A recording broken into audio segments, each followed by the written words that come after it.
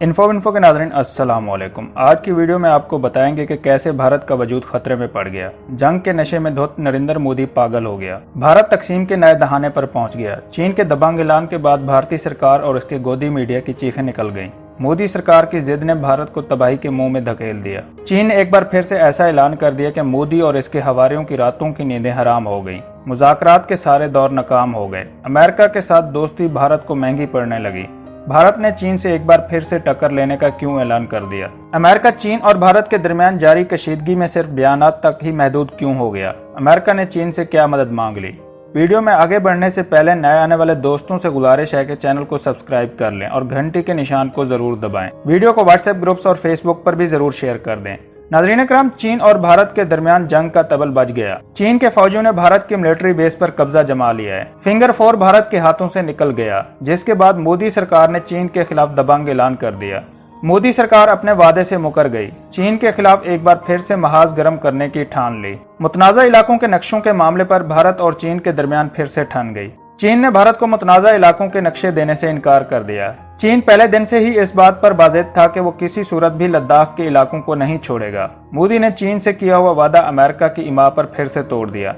General Harinder की कोशिशें भी नाकाम हो गईं। भारत की अस्करी क़यादत भी चीन को राम करने की बजाय उल्टा भारत को अंधेरे में धकेल दिया। मुज़ाकरात का चौथा दौर भी नाकाम हो गया। भारतीय एस्टेब्लिशमेंट दो धड़ों में तकसीम। हुक्मरान जमात के अपने रहनुमा मोदी के खिलाफ बगावत करने पर उतर आए। चीन ने भारत पर वाजे कर दिया कि अगर इलाकों को खाली ना किया तो फिर चीन भारत के तमाम इलाकों पर अपनी फौज को चढ़ाई करने का हुक्म जारी कर देगा।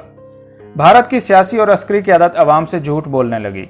भारतीय मीडिया को अपने मकासद के लिए इस्तेमाल करने लगी। चीन के इनकार के बाद मोदी सरकार ने भारतीय मीडिया के जरिए चीन के खिलाफ ऐलान जंग का बयान जारी करवा दिया। भारत ने अमेरिका से मदद मांग ली। आपकी इमा पर भारत ने चीन से पंगा लिया। अब भारत को बचाने के लिए अमेरिका को मैदान में आना पड़ेगा। अगर अमेरिका मैदान में ना आया तो चीन की फौजें दिल्ली पर भी अपना कब्जा जमा लेंगी। अमेरिका ने चीन और भारत के दरमियान बिगड़ते हुए हालात पर चुप साध ली और अमेरिकी सदर भी मोदी की बात सुनने को तैयार नहीं। मोदी की सारी उम्मीदें खत्म होने लगी। चीन के साथ अमेरिका के अपने मफादात खतरे में पड़ गए हैं। बुहेरा जनूबी चीन में चीन के बढ़ते हुए असर रसूख की वजह से अमेरिका चीन से खौफजदा हो गया। अमेरिका ने चीन से बुहेरा जनूबी चीन में अपने बहरी जहाजों की आज़ाद नकलो हरकत का मुतालबा किया है, क्योंकि ये एक अहम बहरी तिजारती रूट है। अगर चीन अमेरिका का ये रास्ता बंद कर देता है तो अमेरिका को अरबों डॉलर का नुकसान हो सकता है। नाज़रीन इकराम, मोदी सरकार के इनकार के बाद चीन ने पेशकदमी करते हुए फिंगर 4 पर भी अपना कब्जा जमा लिया है। फिंगर 4 वो जगह है जहां भारत की मिलिट्री बेस है। चीन की फौज की पेशकदमी से पहले फिंगर 1 से लेकर फिंगर 8 तक भारत का कब्जा था, लेकिन अब भारतीय मीडिया ने इतराफ कर लिया कि चीन ने भारतीय फौजियों को चारों शाने चित करते हुए फिंगर 8 से फिंगर 4 तक कब्जा कर चुका है और भारत की फौज चीन के खौफ से डर कर अपनी जानों को बचाते हुए इन इलाकों को छोड़कर चली गई है।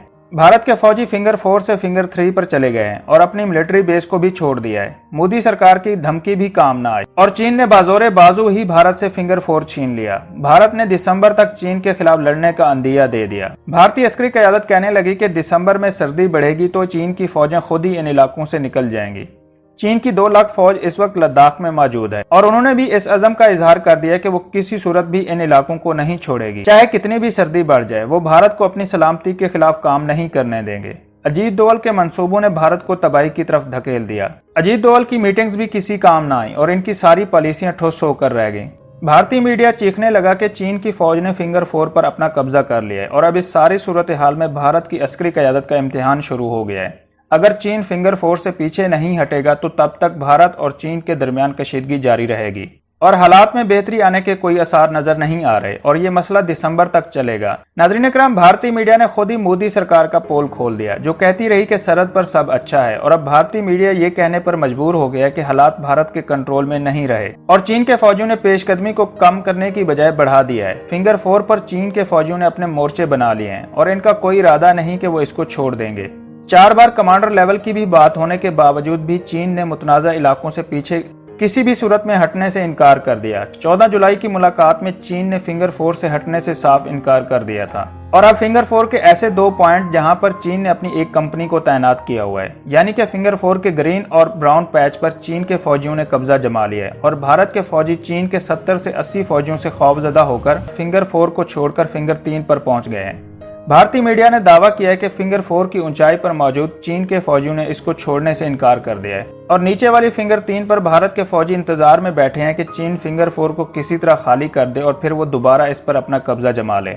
नाज़रीन इकराम, भारतीय मीडिया ने अपनी रिपोर्ट में बताया कि चीन ने फिंगर 5 तक अपनी पक्की सड़क तामीर कर ली थी। ताहम भारत के फौजियों ने फिंगर 2 और 3 तक अपनी सड़कें बनाई थी और गुज़श्ता साल जब फिंगर 4 और 5 के दरमियान चीन और भारत के फौजियों के दरमियान लड़ाई हुई थी तो भारत के फौजियों ने दूसरा रास्ता तलाश किया था जिससे फिंगर की हाइट तक पहुंचा जा सकता था और ये रास्ता फिंगर 4 के पीछे की तरफ से निकलता था। लेकिन चीन इस रास्ते को छोड़ने पर राजी नहीं है, जिसके बाद भारतीय फौजियों की अप्रोच फिंगर 8 तक नहीं हो सकी और यही दोनों ममालिक के दरमियान अब कशीदगी की बड़ी वजह बन गई है। नाज़रीन इकराम, लद्दाख में फिंगर एरिया पर भारत फिंगर 4 से फिंगर 8 तक के इलाके पर दावा करता है और इसका मुतालबा है कि चीन फिंगर 8 तक अपनी फौजियों को पीछे हटाए, जबकि चीनी फौज फिंगर 4 तक खैमा जन हो चुकी है और इसने कुछ मुस्तकिल तामीरात भी कर ली हैं। मई के महीने में दोनों मुल्कों के दरमियान फौजी कशीदगी के बाद दोनों मुल्कों ने बहुत बड़ी तादाद में फौजी, मिसाइल और तोपखाने समेत बहुत बड़े पैमाने पर जंगी साजो सामान लद्दाख और दूसरे सरहदी इलाकों में पहुंचा दिया था। चीन और भारत के दरमियान 4,500 किलोमीटर तवील सरहद का गुज़श्ता 70 बरस में तयन नहीं हो सका और इसी सरहदी तनाज़े पर 1962 में दोनों मुल्कों के दरमियान जंग भी हो चुकी है, जिसमें भारत को शिकस्त का सामना करना पड़ा था। नाज़रीन इकराम, नरेंद्र मोदी को अपनी इंतहा पसंदाना पॉलिसियों ने मरवा के रख दिया। नेपाल, भूटान, बांग्लादेश और चीन के दरमियान ताल्लुकात में खतरनाक हद तक कशीदगी और पाकिस्तान के सरहदी इलाकों में आए रोज इश्तियाल अंगेजी के बायस पाकिस्तान की जानिब से भी भारत को शदीद जंग का खतरा लाहक हो गया। रूस के साथ माजी में रहने वाले अच्छे ताल्लुकात में भी खराबी पैदा हो गई। मुख्तलिफ ममालिक के साथ तिजारती रवाबित का खात्मा और लद्दाख समेत भारत की अपनी ही रियासतों में बगावत की आवाजें उठना और मुल्क की अवाम पर हर वक्त जंग के साए मंडलाना, ये ऐसे अवामिल हैं जिसकी वजह से भारत की अवाम में खौफ की फिजा कायम हो गई है। भारत में अमन और सुकून नाम की चीज सिरे से गायब हो चुकी है। भारत के मुख्तलिफ इलाकों में मोदी के खिलाफ मुजाहिरों का शोर बढ़ने लगा। भारत की अवाम जो पहले ही से मोदी की इंतहा पसंदाना पॉलिसियों और ऊंचे हथकंडों से परेशान हो चुके थे और रही सही कसर चीन के फौजियों ने पूरी कर दी। नाज़रीन इकराम, दूसरी जानब चीन से शिकस्त नजर आते हुए भारत के दारुल हुकूमत में बगावत का खतरा बढ़ने लगा। भारत के वजीर आजम नरेंद्र मोदी की नकलो हरकत को महदूद कर दिया गया। दारुल हुकूमत जाने वाले तमाम रास्तों को आम आवाम के लिए बंद कर दिया गया। इंतहा पसंदी की पॉलिसी पर गामजन नरेंद्र मोदी ने भारत का बेड़ा गर्क कर दिया। नरेंद्र मोदी को खतरात लाक हैं, जिसके बाद भारत के खुफिया इदारों में हलचल मच गई। भारत के दारुल हुकूमत में खौफो हिरास का समा बन गया। राजनाथ सिंह और अमित शाह को भी अब अपनी जान के लाले पड़ गए। भारतीय वजीर आजम के सिक्योरिटी अमले में भी हलचल मच गई। नाज़रीन इकराम, एक रिपोर्ट ने भारतीय वजीर आजम के होश उड़ा के रख दिए हैं।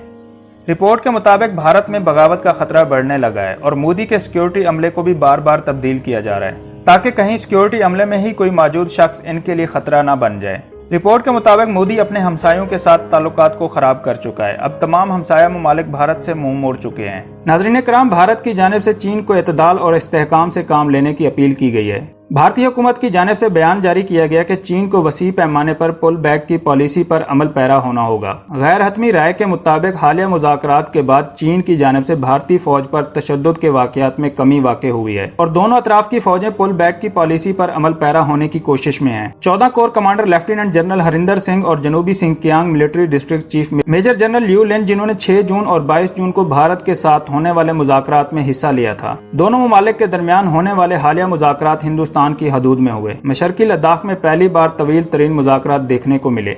बैनुल अक़वामी मुबस्सिरीन के मुताबिक चीन अपनी महदूद फौजियों की तादाद को इलाके से बेदखल करने का इरादा रखता है, क्योंकि भारत की जानिब से बहरा जनूबी चीन में जारियत का खदशा पैदा हो चुका है। भारत के लिए डबल गेम खेलना उतना ही खतरनाक होगा कि जितना हथियार के बगैर मैदान जंग में मौजूद सिपाही का होता है। 3,488 किलोमीटर तवील सरहद के अतराफ में चीनी फौजियों की सरगर्मियों में इजाफे के साथ सिक्किम और अरुणाचल में भी आर्मी की गैर मामूली तादाद में इजाफा देखने में आ रहा है। अप्रैल में शुरू होने वाली इस झड़प में भारत को हर महाज पर शदीद तरह का नुकसान उठाना पड़ा। दोस्तों, वीडियो पसंद आई है तो लाइक और कमेंट करना मत भूलें और अगर अभी तक आपने चैनल को सब्सक्राइब नहीं किया तो सब्सक्राइब कर लें और घंटी के निशान को जरूर दबाएं। वीडियो को व्हाट्सएप ग्रुप्स और फेसबुक पर भी जरूर शेयर कर दें।